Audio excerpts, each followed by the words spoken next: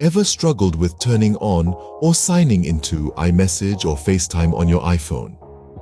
It's a common issue that can leave you feeling frustrated. However, worry not, because there's a solution to this predicament.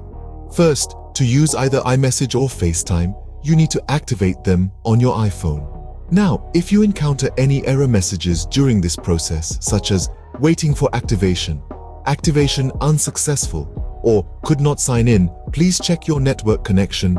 Don't panic. There are steps to follow to resolve this. Before you sign in, ensure you're connected to a cellular data or Wi-Fi network. Also, your device should be updated to the latest version of iOS or iPadOS.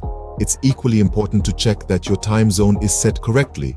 You can do this by navigating to Settings, then General, and finally, Date and Time. If you're using an iPhone, you need SMS messaging to activate your phone number with iMessage and FaceTime.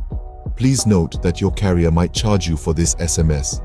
If a prompt appears stating your carrier may charge for SMS messages used to activate FaceTime and iMessage, tap OK to allow potential SMS charges. Next, try turning off and restarting iMessage and FaceTime. Go to Settings, then Messages, and turn off iMessage. Similarly, under Settings, find FaceTime and turn it off.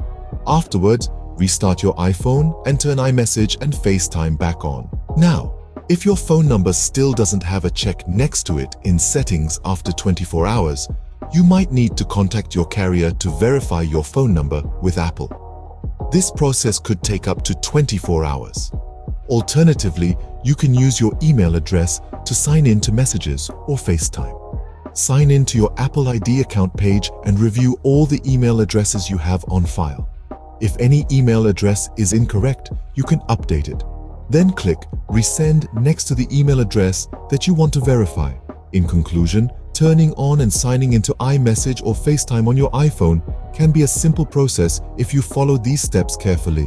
Remember, ensure you're connected to a cellular data or Wi-Fi network, have the latest iOS or iPadOS, and your time zone is set correctly.